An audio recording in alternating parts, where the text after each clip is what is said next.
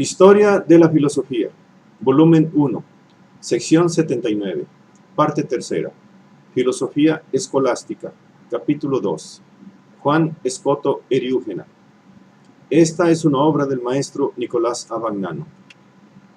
182. La tercera naturaleza, el mundo.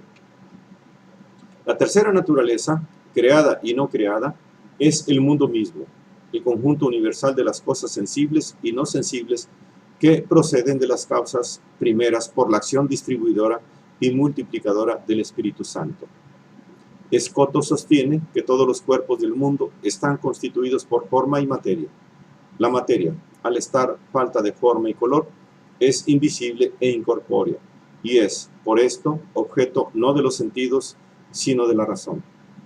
Es resultado del conjunto de las diversas cualidades, por sí mismas incorpóreas, que la constituyen reuniéndose conjuntamente, y se transforma en los distintos cuerpos a medida que se le añaden las formas y los colores. Tampoco la tercera naturaleza, esto es, el mundo, se distingue en realidad del verbo divino. La razón nos obliga, afirma enérgicamente Juan, a reconocer que en el verbo subsisten no solo las causas primeras, sino también sus efectos. Y así, en él están también los lugares y los tiempos, las sustancias, los géneros y las especies. Hasta las especies especialísimas representadas por los individuos con todas sus cualidades naturales. En una palabra, subsiste en el verbo todo lo que está reunido en el universo de las cosas creadas, tanto lo que es comprendido por el sentido o por el entendimiento humano o angélico, como lo que trasciende a los sentidos y a la misma mente. El mundo es ciertamente creado, lo afirma la Sagrada Escritura. El mundo es ciertamente eterno, porque subsiste en el verbo, lo afirma la razón. ¿De qué manera se concilian creación y eternidad?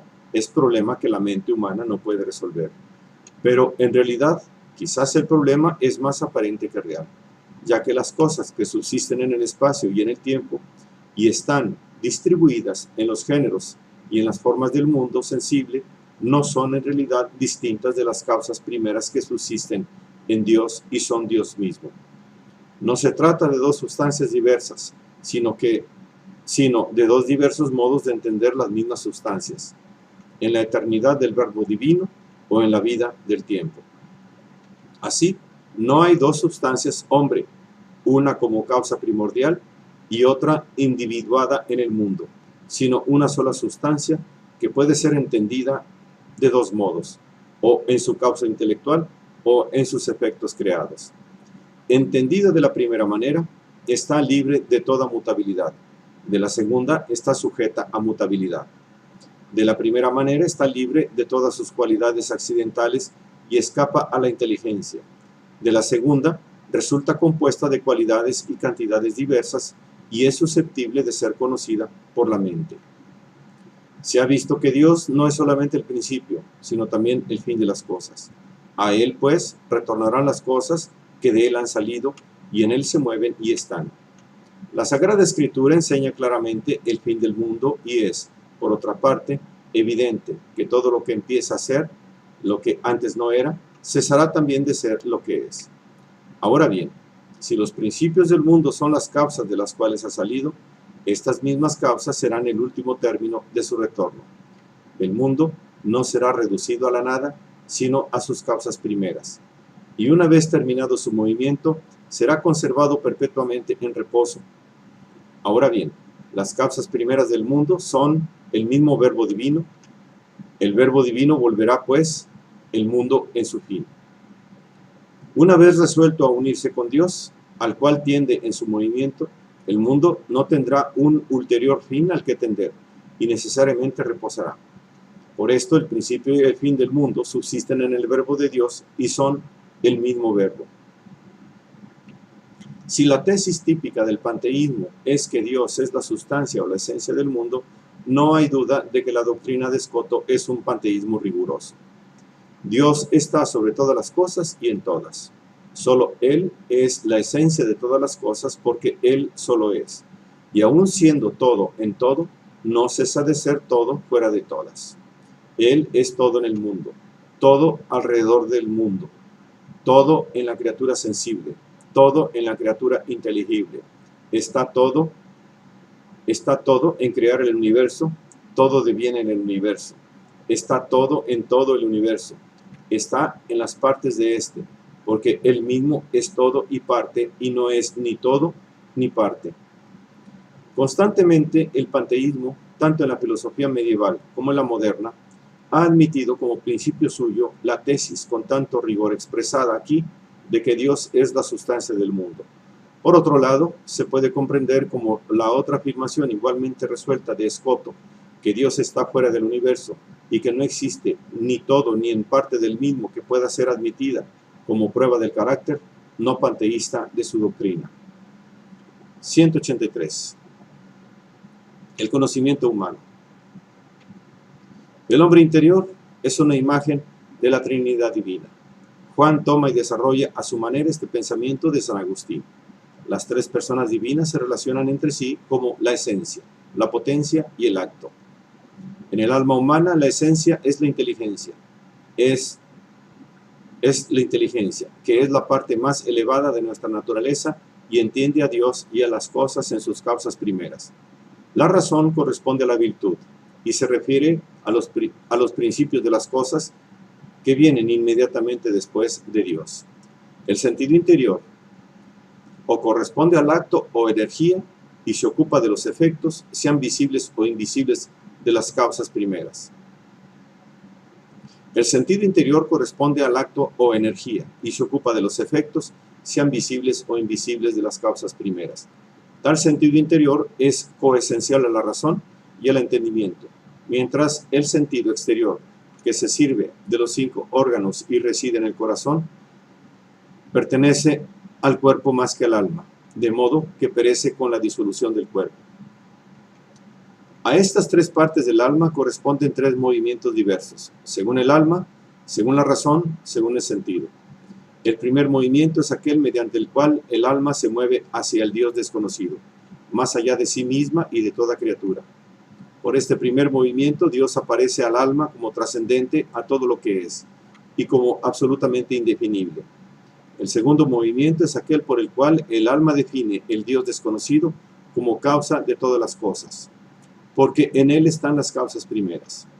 El tercer movimiento es el concerniente a las razones de las cosas individuales, parte de las imágenes recogidas por los sentidos externos, y de tales imágenes se eleva a las razones últimas de las cosas, de las cuales son imágenes.